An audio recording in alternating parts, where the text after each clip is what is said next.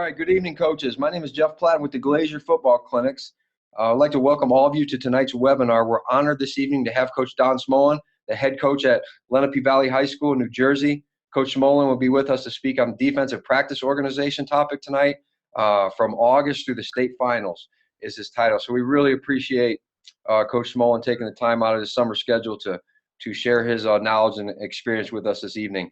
Before I hand it over to Coach and before we get started with the webinar, I just want to go through a couple of quick messages with you guys. If I can get my screen to work here, apologize. There are two options for audio with the webinar. Option number one is your computer speakers. Option number two is the telephone. And at the beginning of the webinar, you can choose which option you'd like to utilize. If you'd like to switch options during the webinar, just click on More under your webinar control panel, click on Audio Options, and from there you can choose between join by computer or join by phone. If joining by phone, just dial the number shown, enter your meeting ID and participant ID number when prompted. A Glazier staff season pass for unlimited coaches is only $459. Our clinics are complete for the year, but you will still have 24/7, 365-day access to the Glazier Vault, which includes Glazier e-clinics, archived webinars, practice plans, videos, exclusive content, and more. Go to glazierclinics.com for more information.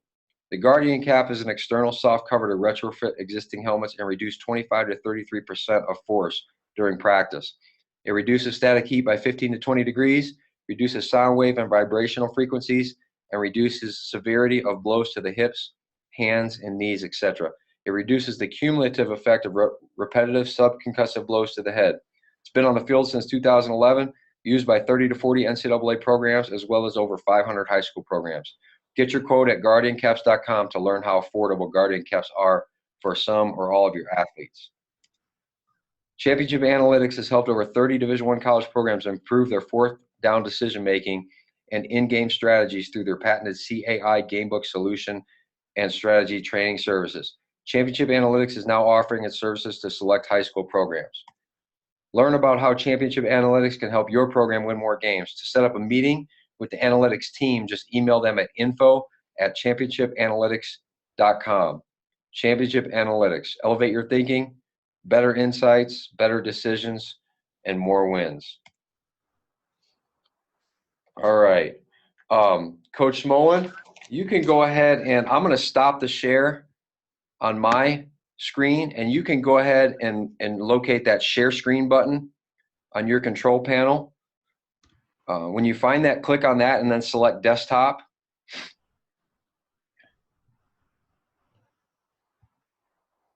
Do you see the desktop option as the different options come up? What's on my screen right now is post attendee Zoom. Should I get out of that? Yeah, if you can scroll it'll either be at the bottom of your screen or the top of your screen will be that control panel that has Q&A box. It'll have the number of participants showing, and it has a share screen button.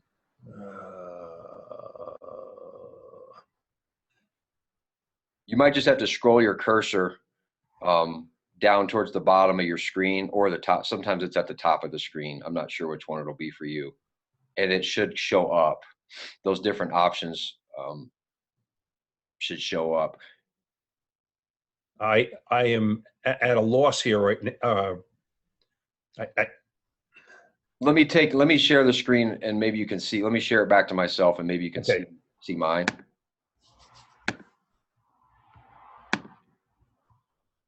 Do you see my screen now, Coach? Do you see is the slide showing back on your screen? Nothing is showing back on my screen now.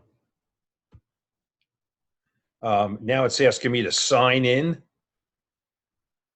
Zoom Cloud Meetings. Should I get out of that again and go back to? Yeah, I might have you just go back and start over to log back in. That might be easiest.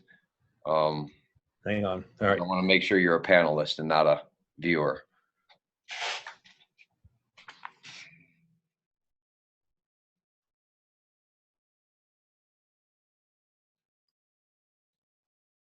Now just bear with us, guys, while Coach logs back in here real quick.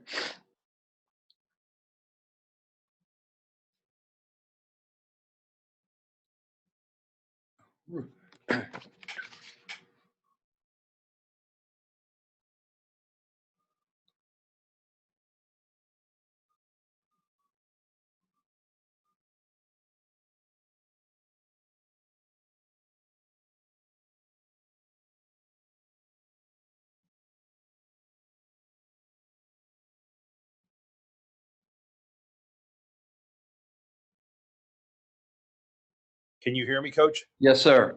Okay, so where do you want me to go to now? What's showing on your screen right now? Defensive organization, Glacier Clinics, Don Smolyn.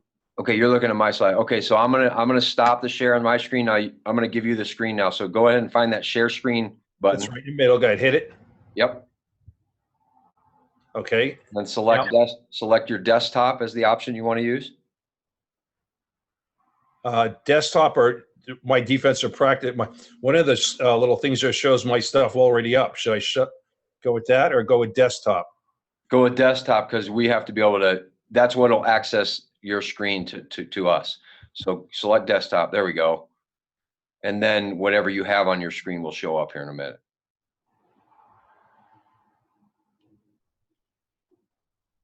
Okay, Coach. Now we're seeing your screen. Okay. So, while Coach is getting set up, guys, just one more quick announcement. If you guys have a question during the webinar, feel free to type it in that Q&A box, and we'll either address that during or at the end of Coach Smolyn's session. Coach, it looks like you're all set up and ready to go. We see your slide on the screen, so I'm going to go ahead and mute my end and for now and give you the floor. Thanks a lot, Jeff. Thank you. Good to go? Yep. First of all, I'd like to thank Glacier and Alan Means and Jeff for the opportunity to do this webinar. On the screen right now is my contact information. The best way to get in touch with me is by email. I'm in and out of the office quite a bit, and I don't really check my messages that often. The topic for tonight's webinar is thoughts on defensive practice organization. I'm going to try and take you from the preseason right through the playoffs, some of the stuff that's been good for us. I think that one of the great strengths of our profession is our willingness to share ideas and thoughts.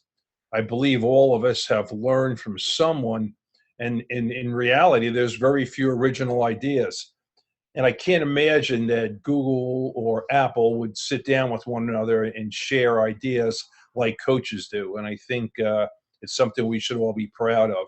And I think when you get an opportunity to share, with younger coaches or inexperienced coaches, I think it's our obligation. Bear Bryant said it's not what you do, but how you do it. And they always talked about he could take his kids and beat yours, and he could take your kids and beat you also. So I guess it's, it pretty much, that's how it is. It comes not so much on what you do, but how you do it. This was on my high school coach's wall when I interviewed for a job in 1970. It's by Jim McKenzie, and it says, "More games are lost because of misalignments and missed assignments than through physical mismatches." And I think if you go back and look at the close games that you lost, it comes down to a missed alignment or a missed assignment. I think as a coach, you and your staff have a responsibility to be prepared and bring your A game every single day, regardless of the time of the season, regardless of what your record is. I mean, you expect that from your players, and I think it's our responsibility to be prepared all the time. I think at the end of the season, I think you've got to do a staff evaluation, and I think you've got to do a self-evaluation. And you got to write it down. Paper never forgets. Start with, what did we do well? Where do we need to improve? Where did we waste time? Winston Churchill says facts are better than dreams. With the evolution of huddle, you could come up with a list of plays, of every one of the plays where you gave up defensively more than 15 yards, and analyze it. How did it happen? Not only with your staff should you talk about this, but get a couple seniors and underclassmen that you really trust and really rely on and have faith in, and ask them that question. Hey guys, what did we really do well last year? What is something you think we can improve upon? It's a total collective team group effort. Some organizational musts, regardless of where I speak, whether it's the youth coaches or high school coaches, I think you've got to have a written practice plan. And I know it's tough for youth coaches, but you've got to have it. It keeps you from overlooking things. You need an overall weekly outline. You have to have scripts. Our defensive coordinator scripts our run defense every day. Our secondary coach scripts the pass, and all of us have a copy of it. It allows you to make sure you hit everything, that you see everything. I think it's also important that you establish routines for practice. You get real good at a couple of drills. You can't be that guy that's got a new drill every day. It takes too long to teach, too long to set up, and your kids don't get good at anything. I think my goal in the off season is to research and develop more efficient methods to teach our material. Study ways to become a better teacher of whatever you do, whether it's the spread offense, the wing tee, the flex bone, whether it's a 3-3, if it's the bear look, whatever it is, but become a better teacher at it. Research that now. What can you be doing right now to help you win one more game in 2017? Think of the best teacher you had growing up in school, regardless of the grade. What made them special? Number one, they inspired you to learn, and number two, they made you feel special. And I think that's one of our obligations as coaches to every kid in our program.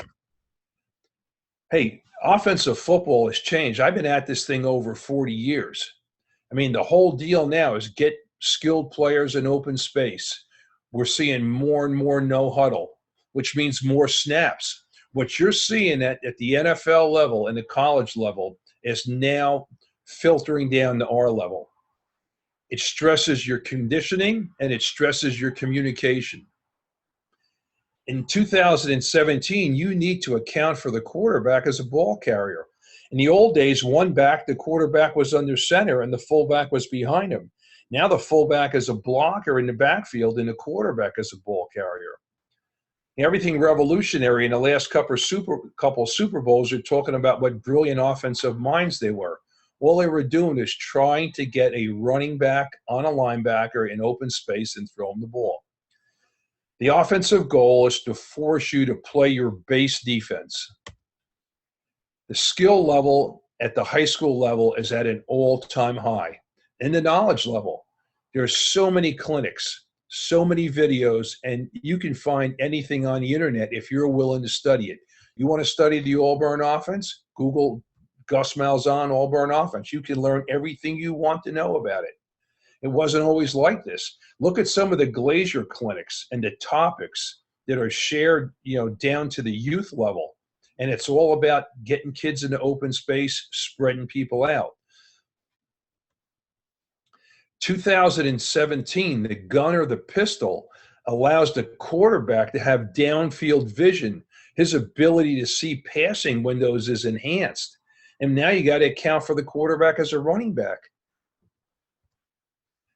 I think you should have we have three defensive goals. Number one, we want to limit the number of big plays in a game. Number two, stop the run. Number three, create turnovers. Big plays. These are plays over 20 yards. Since 1988, it's the biggest determiner in the NFL of who wins the game. For Lenape Valley, over the past 7 years, every time we have been +2 in big plays, we have won 95% of our games. Why do big plays happen? You either are misaligned, you miss an assignment, you miss a tackle, or you loaf. There's only 4 things. You've got to work on those things. Stop the run. Must hold the opponent to less than 100 yards. At the NCAA level, in the last 10 years, if you held the opponent to less than 100 yards, even in today's advent of throwing the football, you are assured victory of 92% of the time. Lenape Valley, 24 of the last 26 games, we've held people to less than 100 yards. We've emerged with a victory. Create turnovers. When big plays are equal, turnover margin decides who wins. When we are +2 over a 7-year period, we have won 100% of the time.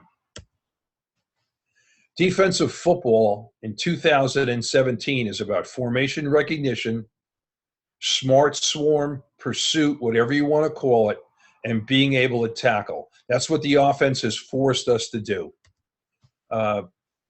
I think you need to make a list of formation adjustments regardless of what you do defensively.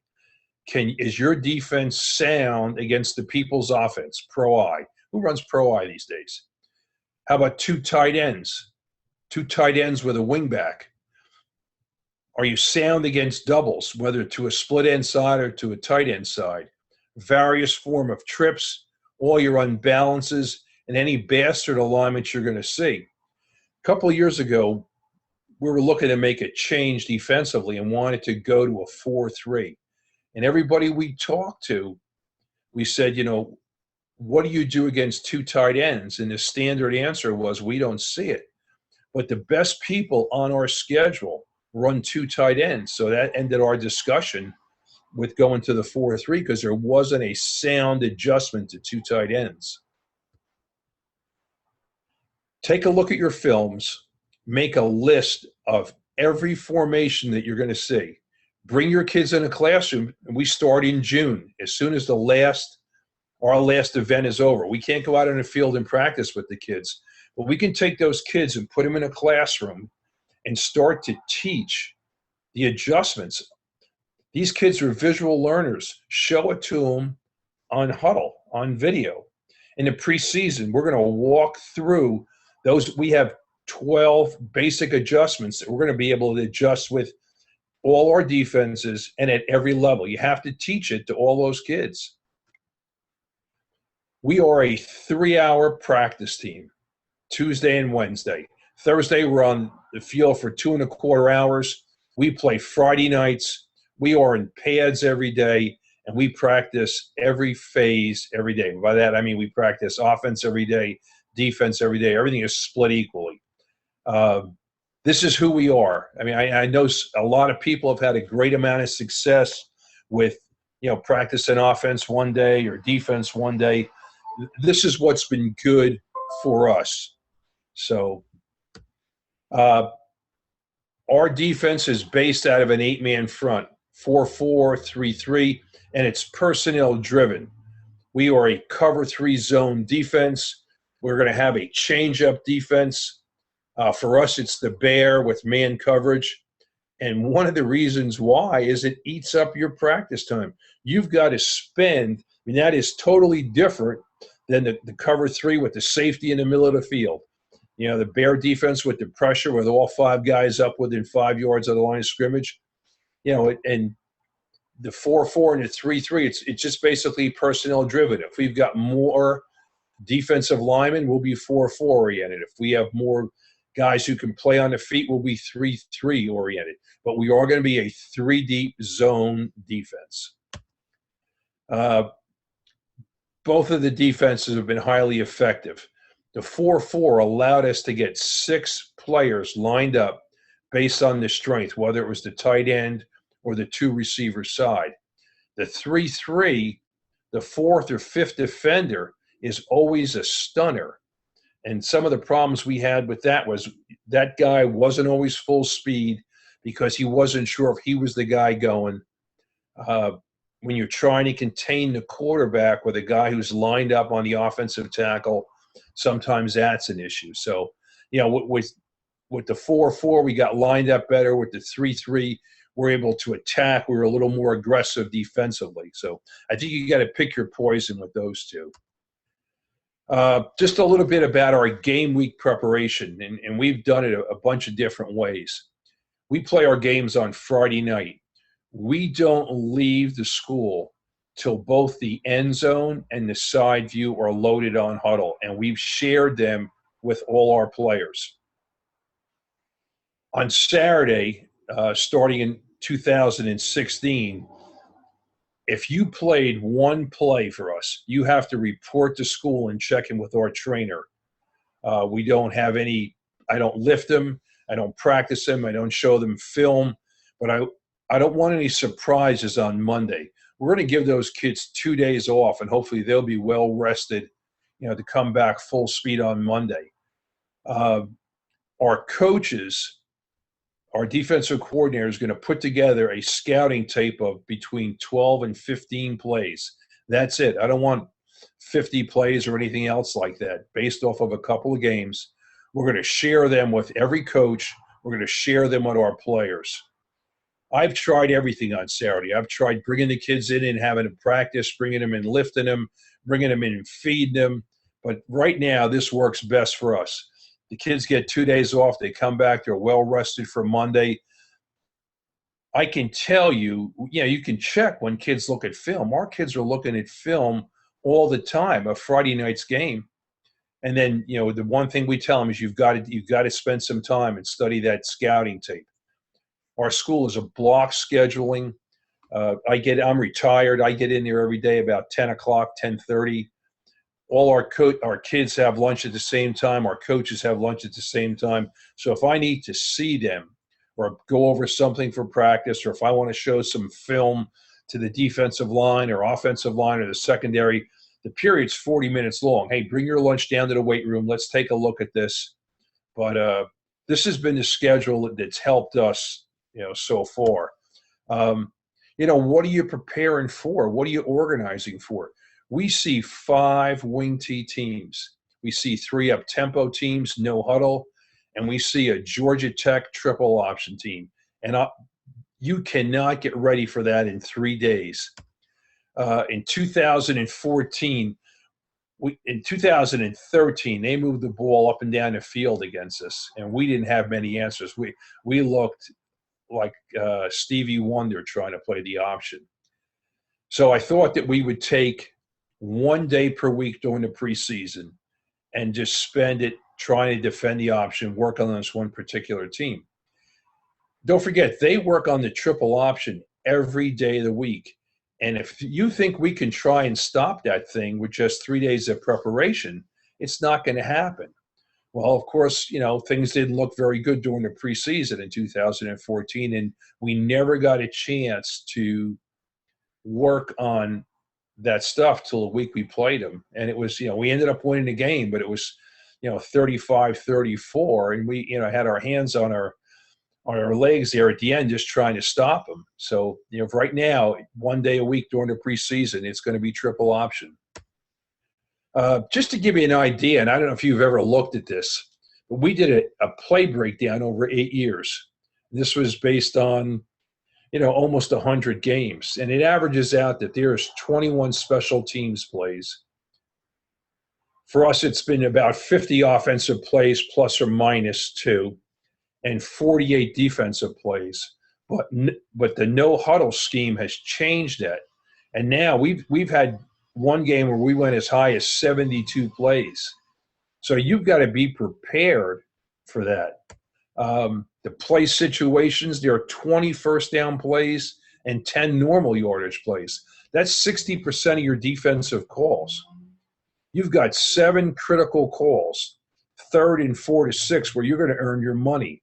You've got 8 long yardage plays and 5 goal line or short yardage plays throughout the game. This is what you've got to prepare for as you're schooling your kids. I think you've got to take your preseason, that 4-week period for us, and come up with a calendar on the computer and plug in everything you need to cover. And the trick is to stay with it when things don't look good. Like we alternate. We have that bear package where we're man-to-man and it's a pressure defense. We alternate that with our 8-man front scheme. And some days when the 8-man front scheme doesn't look good, I'm tempted to repeat it the next day. But we stay true to what's on the calendar, even when things don't look good. Develop a checklist for yourself for every aspect of practice. Team punt, tackling circuit, pass skeleton, goal line defense, pursuit drills, situations on offense, defending the option. This keeps you from overlooking something. This is something you can do. This should be already done now. For us, it already is. For Lenape Valley, every 4th day from the start of practice, we will work on goal line and short yardage defense, 2-point plays. Our first day of practice was August 11th. On the 14th, we installed our goal line defense, our short yardage defense, our 2-point defense, and same thing offensively. And every fourth day from then on, I mean, we're talking about a change of possession here on those things. What do you need to win the first game? And you've got to get all that in, even if it's not polished, from the first day of practice till the game scrimmage, which for us is 3 weeks. Develop an installation schedule for everything: offense, defense, special teams, conditioning, weightlifting, talks, even like where you're going to talk to the kid and your speakers. This can be done now. I think it's so critical, and I think we've got an obligation as coaches to bring in people to speak to our team, to our kids. And you've got to, change the venue. You talk to them one day on the field. The next day you talk to them in the auditorium. You talk to them in the cafeteria. I think one of the best things that we did last year is we brought in a speaker to speak on sexual assault to our kids. You would be shocked and amazed at what your kids know about the laws. I was frightened after listening to the questions and stuff like that. We brought in a person from Alcoholics Anonymous. We bring in a person from, on social media. But you can arrange all this now. You can set up, what days are you lifting? What's your conditioning? What's your progressive conditioning going to be? But this can all be done now and posted. Preseason practice, first day to the game scrimmage. We try to approach it as a 2-season approach, and it is difficult for the kids and difficult for the coaches because one day just seems to go into the next during that preseason. And as much as you talk to them about you cannot afford to waste a day, sometimes it happens. We have been a single session practice every day. I don't believe in doubles. Our practice in the preseason kind of mirrors our in-season Tuesday, Wednesday, which you'll see in a little bit. We are on the field from 10:30 to 1:30, and we have 3 scrimmages that are spaced out weekly. And I got a couple stars here about practicing from 10:30 to 1:30, and I know it's the heat of the day. We used to practice early in the morning or late at night or have doubles and whatever.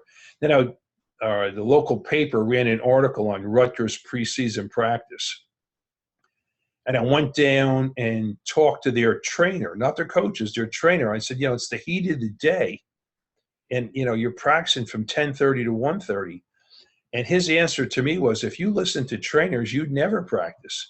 He said, as long as you give the kids adequate hydration and adequate rest, you can practice at any time of the day. And think about when we play our games. Our daily preseason schedule, our coaches are in at 7 o'clock. We have a meeting with all the levels, freshmen, JV, and varsity. Our players are ready to go at 8:28. So at 8:28, we're either going to have a meeting, a full team meeting, or we're going to lift. We're going to lift 2 times a week during the preseason. Or we're going to have a 30-minute walkthrough. One of those things is going to happen then. And the walkthrough usually takes place in the gym. We have a 9 and 9:15 individual meeting. We have a 9:15 to 10 o'clock walkthrough in the gym. At 10 o'clock to 10:30, they snack, they hydrate. And we're going to go through those walkthroughs. We're going to do all our adjustments, walk through all the stunts, make sure all the teams are correct so we're not scrambling, who's on the look squad on offense against these guys. If they have some unique formations or cadences, we're going to walk through all that stuff with the kids. But when they hit to the field, there should be no walking, no, kids not knowing where to go. It's almost like you've walked through the practice in the gym before they hit it. My goal as the head coach is to give our coaches the first 5 practices in June. We start on August 10th this year. They'll get to 10th, 11th, 12th. We're off that Sunday, and then I'll give them Monday and Tuesday. I will email the coaches every night. There's very, very little weekly variation. Our kids can tell you if it was Tuesday in 1978, we did this. And if it's Tuesday in 2017, we're doing the same thing. The only thing that I'll email you how long you have for individual that day. Hey, anything not go well? I don't like to spend a lot of time meeting after practice. I want the coaches to get home with their families. So football in 2017, I believe, is situation driven. I don't think, and I've given this talk offensively also, I don't think we can conduct practices where the ball is placed in one spot and it never moves for 3 hours. The game isn't played that way. There are 12 situations that you need to have an answer for defensively, and you need to have covered these before the first game. I mean, what's your 2-minute defense? Not only your 2-minute defense, do you have a pressure for during that 2-minute period? How about your 4-minute defense when the offense is trying to just run out the clock? I mean, you've got to attack the ball. It's you got to take some chances here. What's your goal line defense? What's your short yardage? What's your 2-point defense? Do you have a last play of the game from the 4-yard line, from the 7, from the 25? Are you going to pressure? Are you going to cover? Are you going to double cover their best receiver? Think about talking to the kids about first down on sudden change after your offense has turned the ball over. This is when the other team's going to go for your juggler. It's going to be a play action pass. They're going to try and get a quick 7 on you. You've got to discuss this with your defense. What gimmicks does the other team have? You can go back over the years and cover those. What happens when the ball is inside the offensive 3-yard line? What is he going to run? It's going to be straight, simple stuff. Get a stop on the 3-yard line is as good as a turnover, because even if they punt the ball 30 yards, you're going to get the ball on the 30-yard line. Are you going to have a man package? We have a man package. Not everybody knows that. How about overtime? Have you covered overtime with your kids? Does everybody know the rules? What are the rules? Are there any particular rules for your state? I mean, can you score defensively? Like in Jersey, the ball gets put on the 25, but I know states where the ball's put on the 10. Have you defended screens and draws? Have you not only in zone, but how about man and the pressure that puts on? Hey, 3rd and 8, 3rd and 12, 3rd and 10.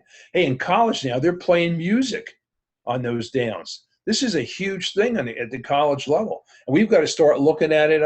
And then the last thing would be just your normal defense, your 3rd and 4, 2nd and 6 type thing.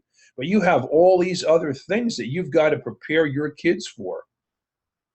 The answer is to take those 12 situations, insert them into your weekly and preseason schedule. And like I said before, for us, every 4th day is goal line and short yardage.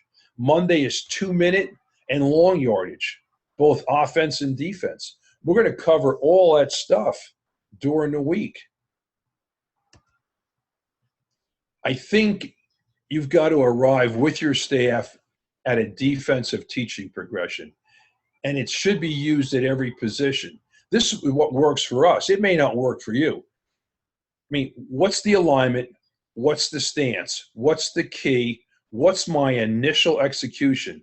What is my responsibility on flow to, flow away, and pass? And I would expect if you would attend my practice, our practice, and you asked any one of our defensive players, hey, what's your alignment? Show me what your stance looks like. What are you keying? What do you do when the ball snap? They would be able to tell you at least. They may not be able to execute it, but they would be able to at least tell you. Assignment, alignment, adjustment, formation recognition, effort. This takes no talent. This is the player's responsibility. Hold them accountable. All right. Again, assignment, alignment, adjustment, formation, recognition, and effort. None of these take any God-given talent, but the player has to accept some responsibility with this. My personal feeling in 2017, the most underutilized teaching tools we have are practice film and meeting time. Players today are visual learners. Show them what the pursuit drill looks like. Show them the tackling circuit. Share with them the top passes from your opponent, the top runs. This can all be done on huddle.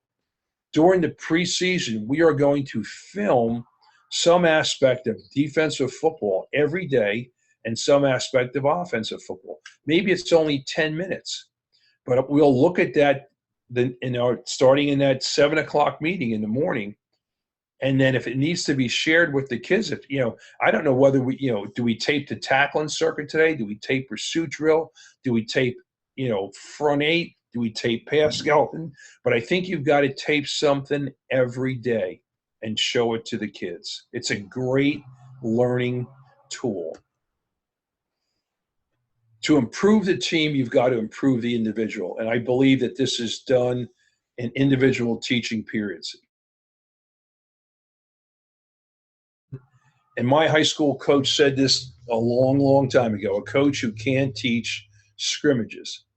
And again, not speaking ill, because we have great youth coaches, but I have been to youth, practices, over a 40-year period where, the guys who don't have that teaching progression, who don't have the written practice plan, they scrimmage.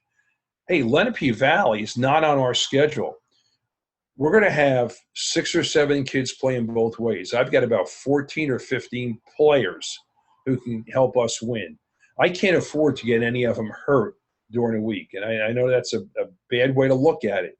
But we're going to improve them technique-wise, and I have to have confidence in each one of my coaches, with their teaching progression, that's going to happen. Under pressure, we don't rise to the occasion. We rise to the level of our training, how the kids were taught. So in-season practice, Monday we have a JV game, and I'll go over Thursday in a little bit, but Tuesday and Wednesday are heavy work days. We're going to start off with a 10-minute film in a classroom, and it's going to be those 12 to 15 plays that the defensive coordinator shared with them on Saturday. We'll go to the field. We're going to have a defensive walk-through. It's going to go somewhere between 8 and 12 minutes. It's going to be about formation recognition. Any stunts or blitzes or adjustments that we need to make is going to happen. It's going to be Tuesday and then repeated on Wednesday. We start once practice starts, we start with an individual specials period. We work on snapping, kicking, punting, punt receiving. We work on that every single day. On Tuesdays, we're going to do a pursuit drill for 5 minutes. We're going to do a tackling circuit on Tuesday and Wednesday that takes us about 8 to 10 minutes. And on Thursday, we're going to do a turnover circuit that takes about 8 minutes. And this is standard. This is whether it's August 10th or the week of the state championship game this year, we did the same exact things. In season, we're going to have an individual. You're going to have an individual time to teach your kids of about 10 to 12 minutes. We've got 5 coaches with grades 10 through 12. It's about 55 kids, and I've got 1 volunteer. There are 2 coaches with the secondary, 1 coach with the inside backers, 1 with the outside backers, 1 with the defensive line, and a volunteer helps me with the defensive line. We're going to have an individual defensive period every day. We're going to teach and harp on, make them better technique-wise. We'll have a pass skeleton period every day, be somewhere between 18 and 25 minutes. It's scripted out, done by the secondary coach. During that time, the defensive line will get a second individual period. We'll have a team defense or a situation period of about 20 to 25 minutes. Like I said, Tuesday will be all zone. It'll either be our 3-3 or 4-4 defense. Wednesday will be our bear defense. And then on Thursday, we have 6 combination periods. 3 offense for 15 minutes and 3 defense 15-minute periods where it'll be all team, whether it's adjustments, pass skeleton, team defense, but there'll be 3 periods and a 45-minute special teams and turnover circuit. So that's how the practice goes. Defensive walkthrough that I alluded to a little bit. During the preseason, it's going to be 20 minutes. It's either going to be in the gym or the classroom. In season, it's going to take place on the field. We're going to teach assignments, formation recognition, any adjustments, and stunt execution. I don't want to waste precious practice time doing that stuff on the field. That gets done in the classroom or in a walkthrough in the gymnasium. How do we teach? We basically have 4 defensive groups. We're going to script a list of stunts and adjustments. This is our walkthrough period. We're going to put the teams in 2 groups. The first and fourth group go on one hash. The second and third group go on the other hash. We put 7 shields or cones on the ground, designating an offensive line. 1 group on each hash. We divide our staff in hash. The coach calls the defense, and the players execute it. The sophomores watch the first guys do it. The third group watch the second guys do it. Then we switch. Coach calls set, and the kids go through it. If our stunts or our adjustments are to an open end, we'll remove one of the shields.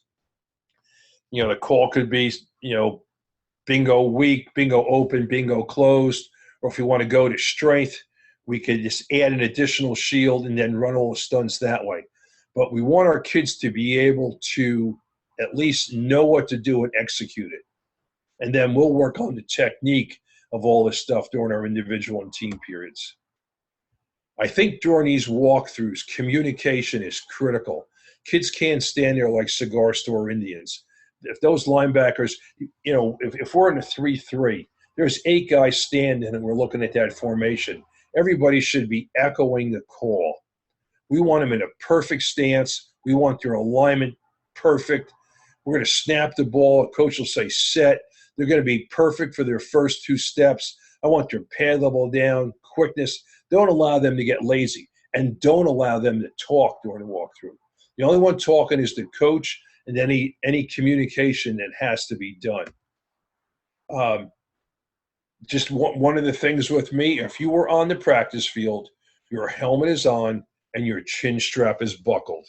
And we're not going to waste any time while you buckle your chin strap or your helmet's off. We've had great defensive teams. We've had so-so defensive teams.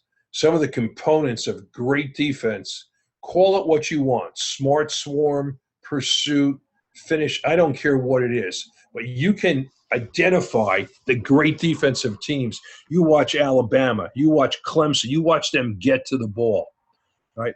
They all tackle well. They create turnovers, and they're in great shape. These are things that are, you've got to have this stuff. You can have the best schemes in the world, but, if you weren't in great shape, and you weren't lined up correctly, and you weren't running to the football, you can't tackle. Doesn't matter how good the scheme is. This is one of the slides that's in our team room. Must develop a collective team mentality that every player for 48 minutes of every game and for every play at practice, regardless of how tired, they will sprint to the football. 11 players to the ball every play. And I think that's something you've got to instill in your players. We do a pursuit drill right in the beginning of practice. It's for 5 minutes, and I only use 3 teams. It's our first 2 defenses and usually a sophomore level team. And I can tell you right now, it sets the tone for practice. If that's bad, if they aren't sprinting, we might as well just stay there and do that. Because if we're not going to get great effort, every one of our coaches is involved. During the preseason, we do it every day. In season, we do it on Wednesdays. The first defense only gets 2 reps. The second defense gets 2 reps. The third defense gets 1 rep. But that thing better be full speed. Now, if there's time at the end, I'll show you what it looks like. But it's very organized, and it's very, it's one of the things that I think has helped us defensively. Urban Meyer says that great effort can overcome poor execution, but great execution will not overcome poor effort. It's all about effort. It's an effort game. That's one of the things that makes this thing great, is the team that gives the greatest effort usually wins the game. I'll show the pursuit tape at the end. I got a pursuit tape and a tackling tape that I'd like to show you, but let's keep going with this here. A couple years ago, we were looking at the way we were tackling, and then I was on vacation and I saw that the Seattle Seahawks came out with this rugby progression, and we have adopted it, hook, line, and sinker. We do the hawk tackle, the hawk roll, the mat tackle. We do the tackling drill, and we have a block destruction one-man sled thing that we do. And this is our tackling progression, and we do this, every Tuesday and Wednesday. We will not miss a day.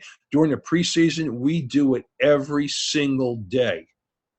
All right. On Thursdays, we do a turnover circuit. But, again, I've got this on film. If we have time at the end, I'll show that also. Like I said, 2 days in season, 2 days a week, preseason every day. Takes us about 8 to 10 minutes. One of the things that I've done is I've assigned the groups. In other words, our best 10 to 12 tacklers are going to be group 1. Our next 10 to 12 are going to be group 2. I want the best kids working with each other. Our partners are going to be assigned, so you know who you're working with.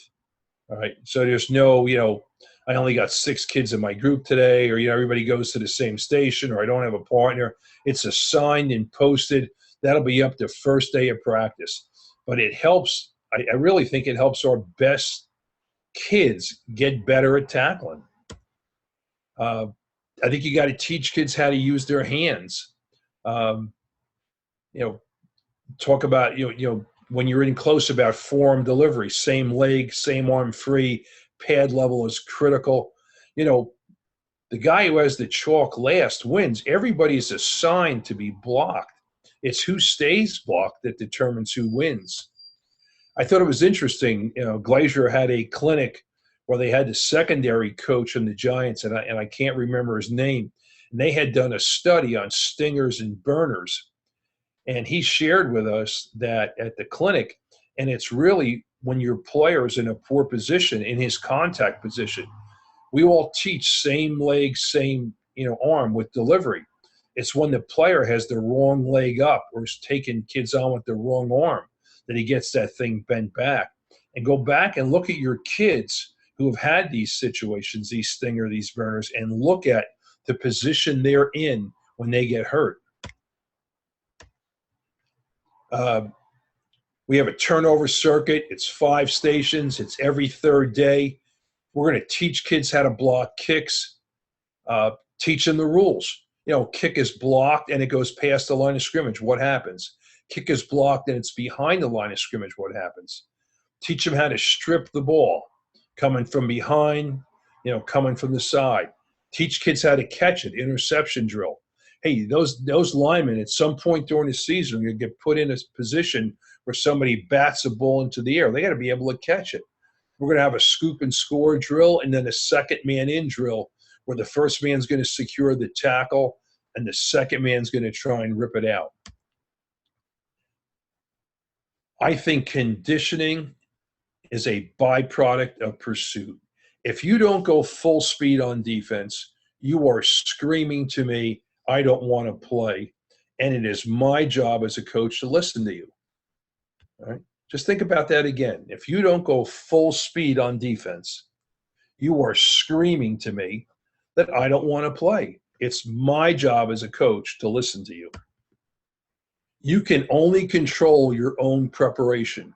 Plan what you teach, and this is critical. What I'd like to do is show now the pursuit drill, and then I'll show you the tackling and show you how we do it.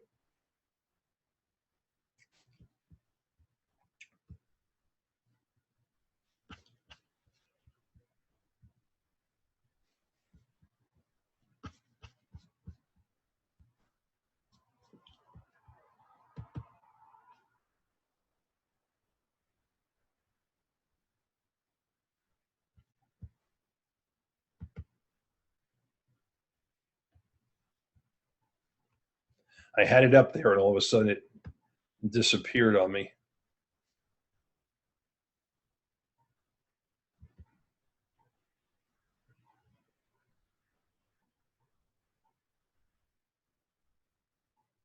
And we'll highlight to the kids. So this is about 10 minutes into practice with the kids. They have, they're in a 3-point stance on the sideline. This is a coach out here in the middle of the field. He's going to snap the ball. He's going to check their alignment. These guys are all responsible for stance and first step. I am standing right here on the sideline to make sure that the effort is full speed. They sprint out on the field, and if this thing isn't full speed, they're coming back. This is out of our 8-man front. You'll see them go through their progression, and they're going to go full speed, stamped, and it's going to be everybody's going to where they belong. And we want them broken down at the end. And if that's not good, they're coming back. This is the second group sprinting out there. The coach, when he puts the ball up, is showing you these guys are a little bit slower than the first team. And then this third group is always going to be a group of sophomores. While this is going on, our other 25 kids are getting a drink of water. But these are 11 sophomores who are picked for the day, and they're going to go through this. But you've got to teach these kids. You've got to coach them at all levels. We've had great success on the freshman and JV levels. You can see how much slower they are. So this is perfect play left. So the next day they come out, it's going to be perfect play right. Here's the first group sprinting out on the field. And if the effort isn't good with this, I could tell you right now, the effort's not going to be good at practice. They're going to perfect stance, secondary shuffling, run into their cones. Everybody's taking a proper pursuit angle. That backside defensive end is standing there saying bootleg, counter, reverse. These are the second guys coming on. They're a little bit slower.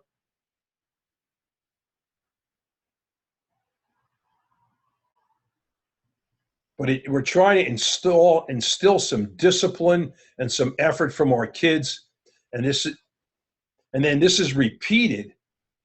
So the first group gets one, the second group gets one, the third group gets one, then the first group goes again, the second group goes again, and then we start individual defense.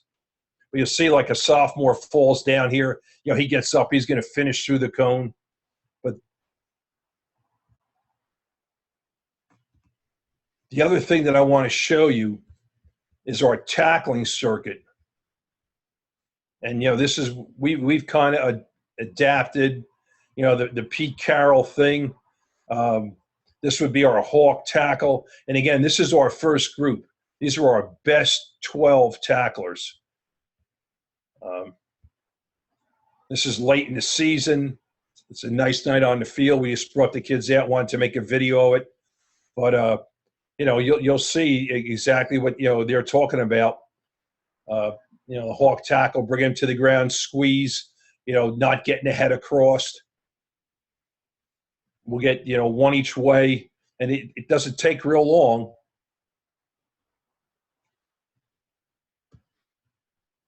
Now they'll go the other way with it, hopefully. Let's see. Now this is the hawk roll tackle. And there's a bunch of different ways. You can use a dummy dragging it and have them roll it. This is what we found to work the best for us. We actually purchased some Shadow Man dummies this year, and roll dummies, and we're going to use those maybe in place of this here. But this is about the speed that it's done every day. The next would be our mat tackle. And one of the things that we've learned from this, these are our top 2 tacklers, 35 and 89. One of the things that we've learned over the last couple of years is you've got to move that guy who's getting tackled about 5 feet from the mat, because if not, he's going to end up on the ground. But, we'll get it both shoulders. But like I said, these are our best kids. The next thing would be a block protection circuit. And if you play in a 2-point stance, You're going to work it from a 2-point stance. This guy here is a defensive lineman for us. He'll work out of a stance. They're going to rip it. It all depends on what, how you want to do it. But this has worked best for us. You've got secondary guys, linebackers, defensive linemen, all in this.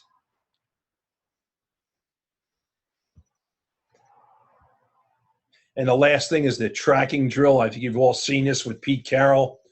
I think it's something that, is really worthwhile. And it's something you can do, to not beat up your kids. But kids, tackles, people cut back. That's why they're tackles. And these kids feed off of each other. They're going to work hard. You're not going to see anybody loafing here or anything else. Everything's going to be full speed.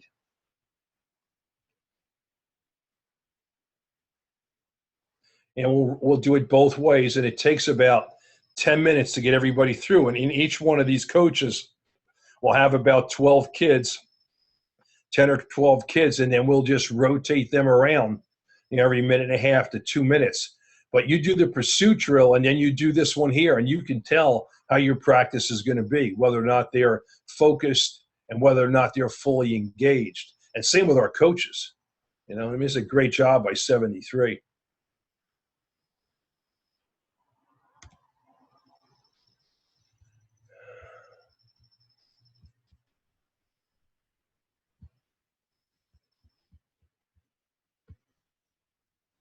So I am at the end of my presentation. If you have some questions, I would be more than willing to answer them for you. If you want to email me for a copy of this presentation or, whatever you would like I said, one of the great strengths of our profession is the fact that we share. And, I'm more than willing to do that. Thanks so much, Coach. That was great. We really appreciate it. We appreciate you sharing your information with these guys too, so they can reach out. One question while we got you on here before we hang up. Coach Olson asked, "Do you feel that it is necessary against today's offenses to have both man and zone coverages?" Absolutely. Yeah. Its skill level is just so good. These quarterbacks can pick you apart. And we can almost take one of our best cover guys if you're really hurting us.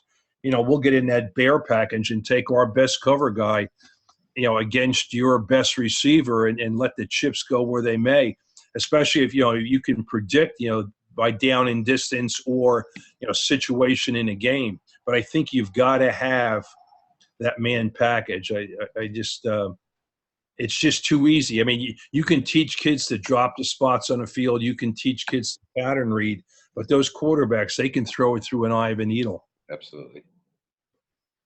Awesome. Well, Coach Smolyn, it looks like that's all we have for tonight. Thanks again so much for sharing your knowledge with us tonight. This was great stuff. We had a good group on. Also, just want to thank all the coaches who attended the webinar. We hope you guys will attend the next webinar, which will be Monday, July 10th. And we'll have Coach Thad Wells from Blacksburg High School in Virginia.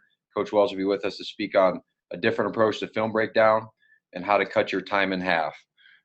Coach, is there anything else you want to say before we hang up here? Yeah, I want to wish everybody the best of luck. Thank Glazier, thank you, and thank Alan for the opportunity. And, we got the game's under attack. We've got to keep working at it. We've got to, publicize the good things that we do, with our kids. So many of our kids do so many great things. We've got to make sure people know, even our administration, know what some of these kids are doing off the field.